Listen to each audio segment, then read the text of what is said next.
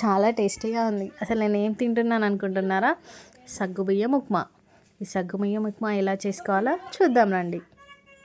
Hi friends, welcome to my channel.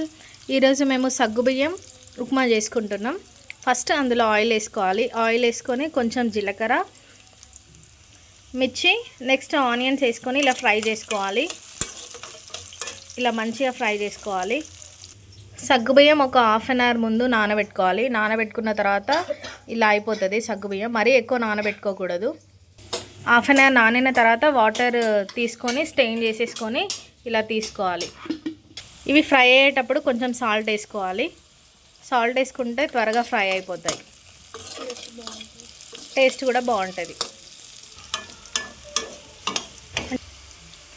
Next కొంచెం పసుపు వేసుకోండి. పసుపు వేసుకొని కలిపేసుకోండి.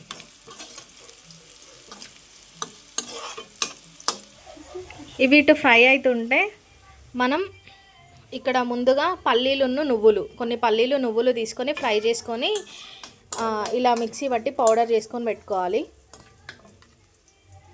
ఇప్పుడు అవి ఫ్రై అయిపోయాయి. మనం ముందుగా నానబెట్టుకున్న సగ్గుబియ్యం వేసుకోవాలి. వేసుకొని కలుపుకోవాలి. లో ఫ్లేమ్లో పెట్టుకోవాలి. లో ఫ్లేమ్లో పెట్టుకొని ఇదన్నిటిని మంచిగా కలుపుకోవాలి. ఇది చాలా హెల్దీ అండ్ చాలా టేస్టీగా ఉంటుంది. నాకైతే చాలా ఇష్టం. మీరు కూడా కంపల్సరీ ట్రై చేయండి. రెసిపీ చాలా బాగుంటుంది. ప్రిపేర్ చేసుకోవడం కూడా చాలా ఈజీ. జస్ట్ మనకి సగ్గుబియ్యం, కొన్ని పల్లీలు, నువ్వులు ఉంటే సరిపోతుంది. ఫ్రెండ్స్, ఇది కొంచెం ఫ్రై చేసుకున్నాక ఇలా స్టిక్ అయిపోతుంది. అప్పుడు మనం ఈ పల్లీలు నువ్వుల పౌడర్ వేసుకొని కలుపుకోవాలి. ఈ డిష్కి టేస్ట్ అంటే పల్లీలు నువ్వుల పౌడరే ఫ్రెండ్స్. ఇది మాత్రం స్కిప్ చేయకండి. పల్లీలు నువ్వులు పౌడర్ వేసిన తర్వాత టేస్ట్ అనేది చాలా బాగుంటుంది. ఇది మాత్రం స్కిప్ చేయకండి. ఇది స్కిప్ చేస్తే ఇవి మొత్తం అతుక్కుపోతాయి.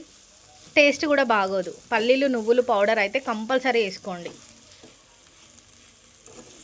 ఇలా మొత్తం అన్నిటికీ పట్టేటట్టు కలుపుకోండి.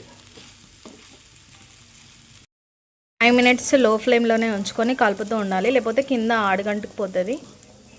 లాస్ట్లో ఇలా కొత్తిమీర వేసుకుంటే మన డిష్ అనేది కంప్లీట్ అయిపోయింది. వేడివేడిగా టేస్టీ యమ్మీ సగ్గుబియ్యం ఉప్మా రెడీ టు ఈట్. ఇలాంటి మోర్ వీడియోస్ కోసం please do share, like, comment and subscribe my channel. Thank you friends.